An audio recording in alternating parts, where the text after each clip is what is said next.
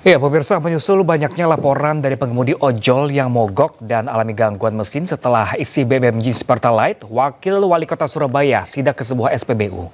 Dalam sidak, Armuji sempat tunjukkan botol berisi 2 zat berbeda.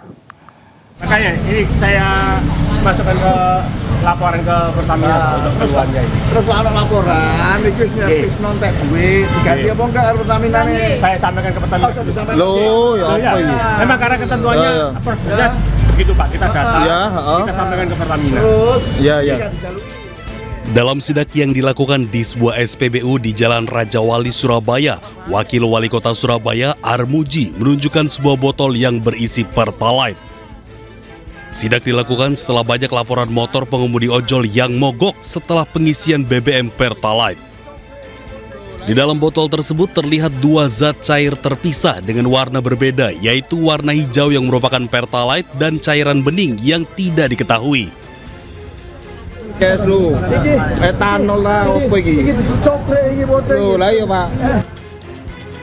Menanggapi hal ini, tim Pertamina Patraniaga Jatim Balinus turun langsung ke lokasi untuk melakukan pengecekan tandon BBM Pertalite di SPBU Raja Wali. Hasilnya, tidak ditemukan adanya air dalam tangki di SPBU Raja Wali.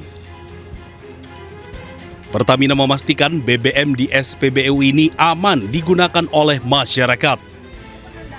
Setelah kita lihat tadi sama-sama bahwa setelah diterapkan pasta air pada saat sebelum dicelupkan dan setelah diangkat tidak ada perubahan warna. Nah, perubahan warna ini yang menentukan adanya kandungan air dalam produk BBM. Sebelumnya, seorang pengendara mendatangi Wakil Wali Kota Surabaya Armuji saat sidak ke SPBU. Dalam rekaman CCTV terlihat pengendara tersebut menyerahkan botol yang berisi cairan ke Armuji. Dari Surabaya, Jawa Timur, Nur Syafi'i, iNews melaporkan. Sejumlah warga di Surabaya, Jawa Timur juga terus berdatangan ke posko pengaduan di SPBU mengeluhkan kendaraan yang alami gangguan diduga usai mengisi BBM jenis Pertalite. Sementara Pertamina pastikan tidak ada kandungan air di Pertalite di SPBU di Surabaya.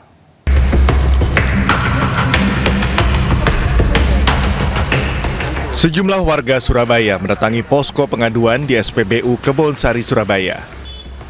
Mereka mengeluhkan sepeda motornya yang mengalami gangguan diduga usai mengisi BBM jenis Pertalite. Warga datang dengan membawa sepeda motor serta bahan bakar Pertalite yang telah dibeli. Mereka juga membawa nota perbaikan motor di bengkel dengan harapan mendapatkan ganti rugi. Warga mengaku motor mereka mengalami gangguan mesin usai mengisi bahan bakar Pertalite.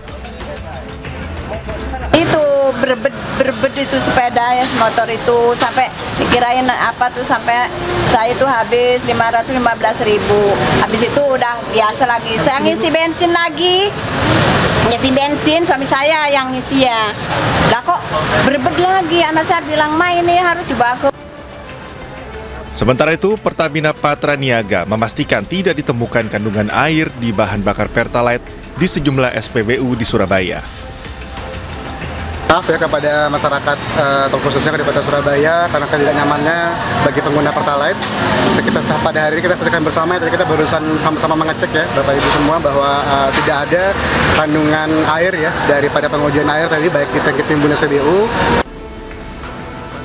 Pertamina Patraniaga membuka posko di 4 SPBU di Surabaya, yakni SPBU Kebonsari, SPBU Kayon, SPBU Wonorejo, serta SPBU di Jalan Arif Rahman Hakim. Warga yang kendaraannya memiliki keluhan bisa melapor dengan membawa bukti pembelian Pertalite, fotokopi KTP, serta nota perbaikan di bengkel. Dari Surabaya, Jawa Timur, Hari Tambayong, iNews melaporkan. Kita ke informasi lain pemirsa, pembangunan lift kaca setinggi 200 meter di objek wisata Kelingkung Beach Nusa Penida diprotes warga. Lantaran pembangunan lift yang bekerja sama dengan investor China ini dinilai merusak keindahan pantai.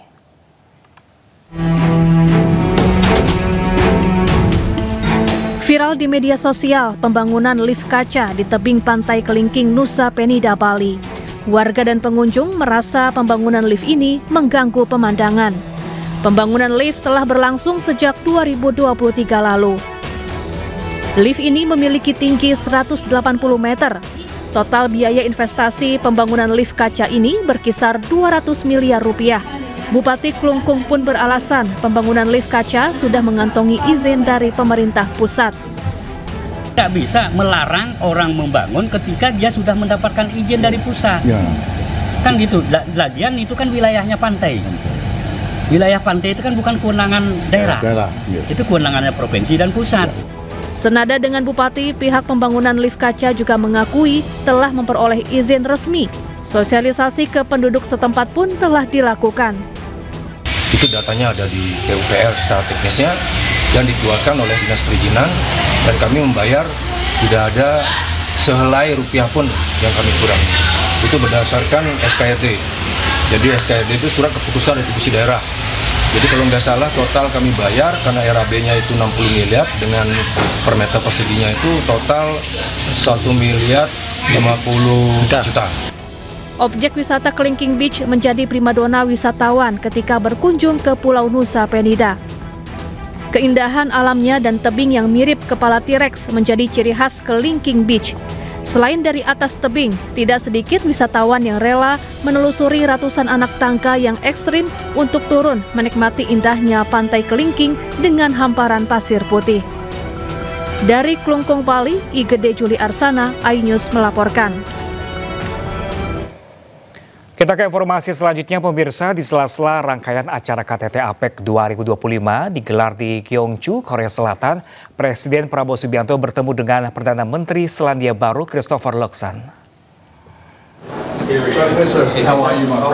Dalam pertemuan yang digelar di Hotel Lahan Selek Gyeongju, Jumat waktu setempat, kedua pemimpin negara membahas upaya memperkuat kemitraan komprehensif yang telah terjalin antara Indonesia dan Selandia Baru sejak tahun 2018.